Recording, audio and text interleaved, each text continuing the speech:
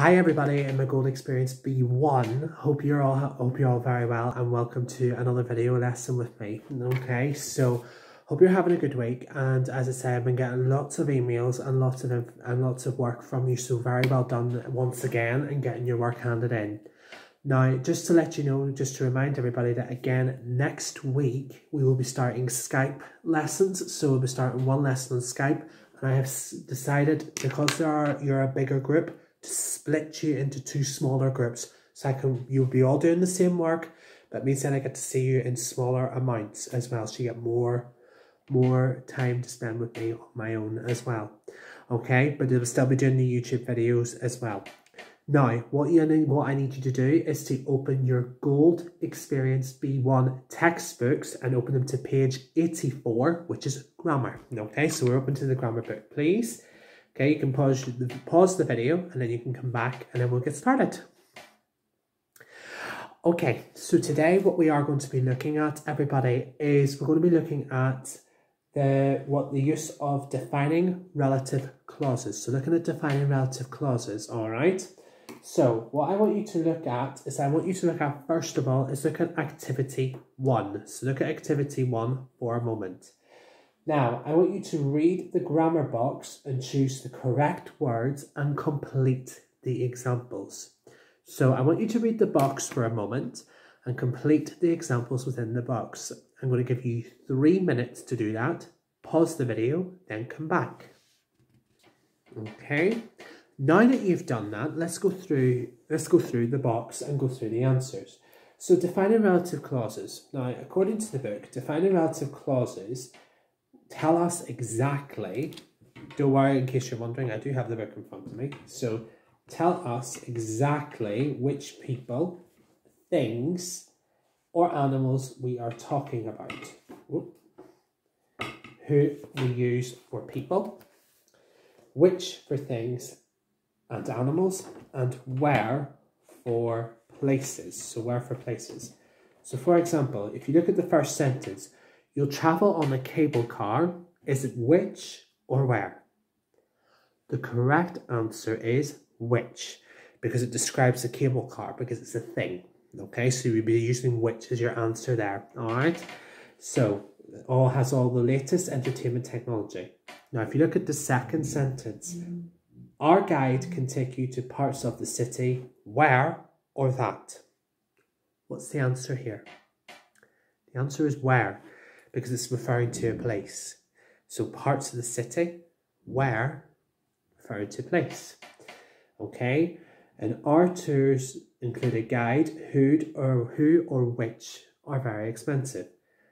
Or very experienced, rather. I do beg your pardon, is very experienced. The correct answer is who, because you're referring to a person, so who is the correct relative clause there. We also can use that instead of who or which in certain instances. So for example, our driver will ride you around our special bicycles that or who have seats on the back. So the correct answer here is what?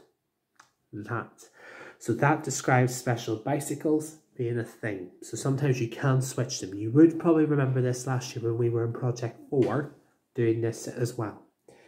And you can get weekly passes, who or that make it more economical. The correct answer would be that, because it describes weekly passes, meaning things. We can leave out which, who, or that when it is the object of the verb, especially in speech and informal writing. So when you're writing informally, you can leave out which, who, or that. So you don't necessarily need a relative clause. So when you're writing informal articles, you won't need that necessarily. Okay, so our special map giving you all the information you need, or in brackets, that you need. All right. Okay, so we're going to move on, and I'm going to get you to look at the next activities. Activity 2, 3, and 4. Now, to do this activity, you need to use the audio script, which is in the back of your book on page 173, which is 7.1, 7.1.1 and point 2, and 7.3. So this is going to help you answer your questions. So what you have to do, there are 2 students doing a quiz. What are they answering questions about? That's for activity 2. So there's a very simple answer to that. In activity 3, you read over the script again and answer with who, which, or where. And then answer the questions and choose from the words on the list. Okay? So we have a pilot, Captain Scott, Chile, London, Matthew Henson, and the bullet. Okay? Now the bullet can be a type of train, or it's a bullet that comes out of a gun. So that's something you need to remember, okay? But be careful of your context.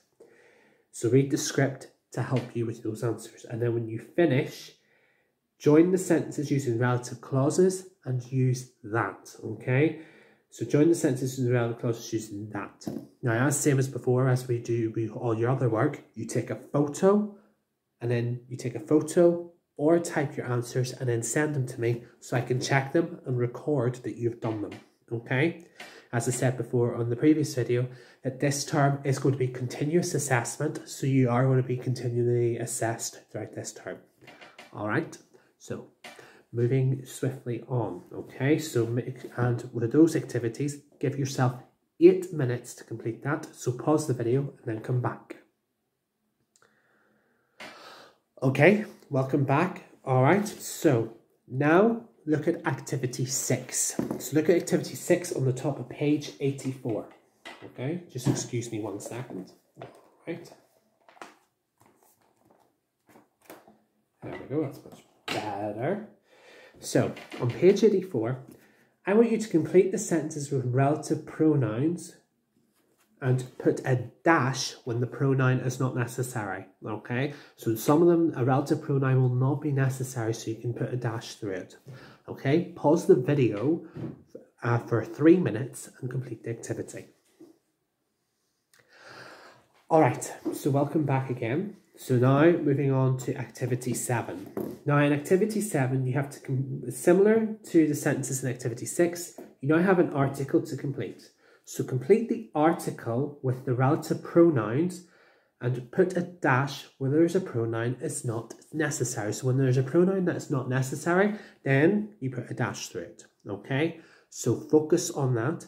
Give yourself about 4 minutes. If there's any vocabulary you don't understand, underline, and you can email me and I can go through that vocabulary, and also can prepare to go through it in the Skype lesson as well, okay? So pause for 4 minutes and then come back.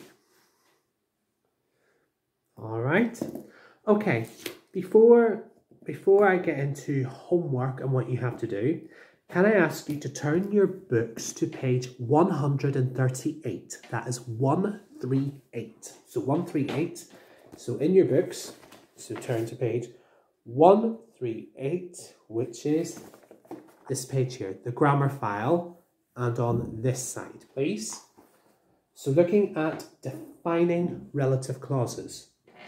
Now, defining relative clauses, we use defining relative clauses to describe exactly which people, things, places we mean, or what we're talking about. So, for example, that's the girl who wants to be a pilot. That's the girl that wants to be a pilot. Or that's the place where we need to meet. Or the train that leaves in 10 minutes is full. So there are lots of ways we use to define relative clauses. We use the following, as I said before, who or that for people, which or that for things and animals, where for places, and whose to show possession. Whose pen is this? It's mine. Okay, so that's the way we would look at that. Defining relative clauses can give us information about the subject or the object of the main clause. For example, we often use them to join 2 sentences. So we usually use it to form 2 sentences, which we also focused on last year. So for example, a girl found my passport, meaning a girl is a subject. She was very nice. Or the girl who found my passport is very nice. So that's me an emphasis of using who for people. Or the girl who I met at the airport speaks 4 languages, referring to a person as well. However, we can also leave out the relative pronoun when it is the object of the relative clause. Now, just remember, I am looking over at the book and over at the camera, just so you know what I'm just going through it with you. So, the girl I met at the airport speaks 4 languages. So you can leave the relative pronoun in certain instances. And then however, we do not use commas when defining relative clauses.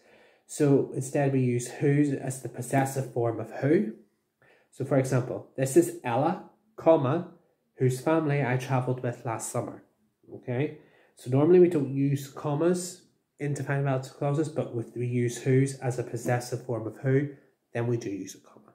Okay, what I need you to complete in regard to this is on page 139, I want you to complete activity 1, activity 2, and activity 3 as homework. Okay, as before, you take a photo or type your answers and send them to me and I can check them for you. Okay, right. Also as well, on page 84, there's also another homework you have to complete. I want you to complete the sentences about things that are important to you. Okay? So for example, for number 2 is a place. Malta is a place where I always wanted to visit. So that's taught using relative clauses. Or Malta is a place that I have visited, because I visited in February before all this had happened. Okay? If you have any questions, or any problems, once again, email me and I will go through any problems with you, okay? Remember, just to remind everybody, in my Gold Experience B1 class, that I will be starting Skype classes next Thursday on the 23rd, as I mentioned in the email. There are 2 slots. It's either 5 o'clock to 5:45 or 6 o'clock to 6:45. So it depends on which one you want, okay? Please let me know as soon as possible which group you want to be in so I can put you all in one group and then I can talk to you then on next Thursday, okay? I hope you're all well. I hope you are happy, healthy, and staying safe, okay? Please keep working. Please do well, and I'll speak to you all soon, okay? Bye-bye, everybody. Bye. Have a good weekend. Bye.